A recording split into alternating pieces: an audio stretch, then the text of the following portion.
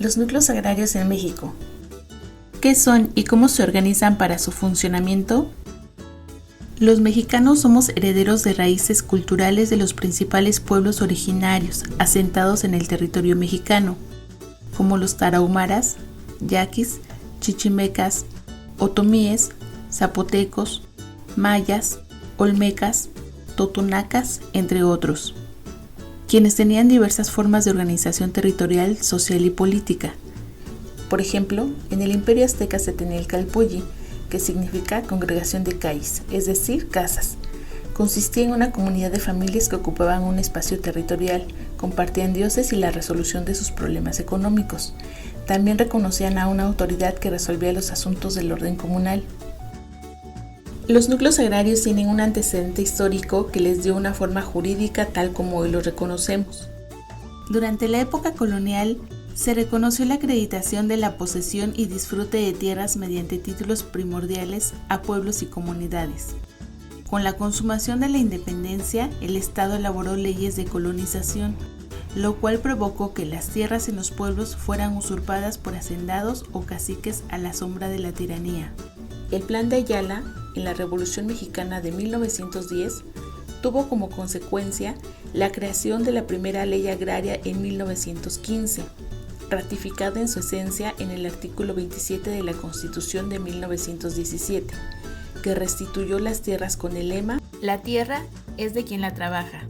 Este proceso histórico del reparto agrario se consolidó con la expedición de la Ley Federal de la Reforma Agraria de 1971, que permitió la resolución de expedientes de dotación, ampliación y creación de nuevos ejidos. 20 años más tarde, ante un nuevo orden mundial de la economía y de la realidad de México, se reformó el artículo 27 constitucional para dar fin al reparto agrario e iniciar una ruta hacia el fortalecimiento de la propiedad social en México, con la creación de un órgano para la procuración de justicia agraria y otro para la impartición de esta, quedando la función registral en el Registro Agrario Nacional. La personalidad jurídica de los ejidos y las comunidades fue una consecuencia jurídica de la reforma al artículo 27 constitucional de 1992, por lo que ahora se reconocen como personas morales con derechos y obligaciones, que se diferencian de acuerdo a lo siguiente. Los ejidos nacieron como una unidad de dotación otorgada por el Estado a favor de campesinos ejidatarios. El aprovechamiento de sus tierras es por lo general individual. Rigen su vida interna mediante el reglamento interno y pueden o no tener presencia indígena. A las comunidades se les reconoció o restituyó y tituló su posesión inmemorial como pueblos indígenas. Mantienen en posesión sus tierras. La vida interna se rige por un estatuto comunal. Las tierras comunales son imprescriptibles, inalienables e inembargables. Ambos núcleos agrarios tienen las siguientes características comunes: personalidad jurídica y patrimonios propios. Pueden tener protección especial establecida en el Convenio 169 de la Organización Internacional del Trabajo y la Constitución Federal. Para su gobernanza, tienen 3 órganos fundamentales: la Asamblea, el Comisariado Ejidal o de Bienes Comunales y el Consejo de Vigilancia. Pueden poseer un sistema propio de distribución de las tierras en su interior de acuerdo con el destino que tengan estas y sean reconocidas además por su asamblea. Pueden gestionar el territorio de acuerdo con el uso y el aprovechamiento de los recursos naturales. Cuentan con instrumentos internos de organización agraria. La ley agraria establece que los núcleos agrarios deben regirse en lo interno con 3 órganos fundamentales. El primero de ellos es la asamblea. Es el órgano supremo del núcleo agrario donde participan las personas ejidatarias o comuneras, en la que se toman las decisiones con relación a la organización de la vida interna y la propiedad de las tierras, que debe reunirse por lo menos una vez cada 6 meses o con mayor frecuencia si así lo dispone. El incumplir con la asistencia a asambleas acarrea el desconocimiento de los acuerdos, malos entendidos y por consiguiente el descontento de algún grupo de ejidatarios o comuneros, debilitando el núcleo agrario. La Procuraduría Agraria en ocasiones participa en las asambleas para otorgar acompañamiento, asesoría y dar validez jurídica en algunos casos. El segundo órgano es el Comisariado Ejidal o de Bienes Comunales. responsable de la representación y gestión administrativa del núcleo, la personalidad jurídica ante terceros y encargado de la ejecución de los acuerdos de la Asamblea. Está integrado por un presidente, un secretario y un tesorero, con sus respectivos suplentes. Entre otras de sus funciones son administrar los bienes comunes del núcleo agrario, procurar que se respeten estrictamente los derechos de las y los comuneros o ejidatarios, convocar a la Asamblea en los términos de la ley agraria, dar cuenta a la Asamblea de las labores efectuadas y de movimiento de fondos, e informarle sobre los trabajos de aprovechamiento de las tierras de uso común y el estado en que éstas se encuentran. Las demás que señale la ley agraria y el reglamento interno o estatuto comunal. El tercer órgano es el Consejo de Vigilancia. Estará constituido por un presidente y 2 secretarios con sus respectivos suplentes.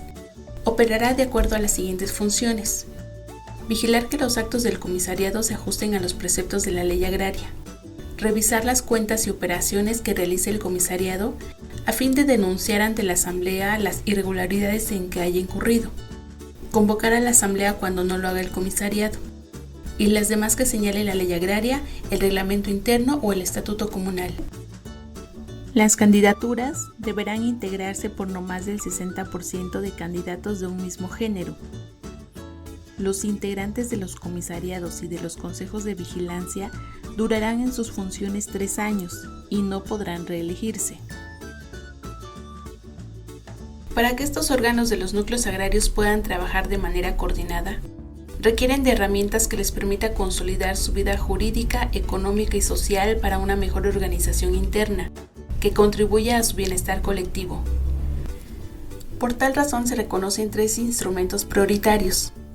El reglamento interno o estatuto comunal es un documento jurídico que describe un conjunto de normas formuladas por la propia Asamblea, de acuerdo a sus usos y costumbres, con la finalidad de ordenar la vida interna.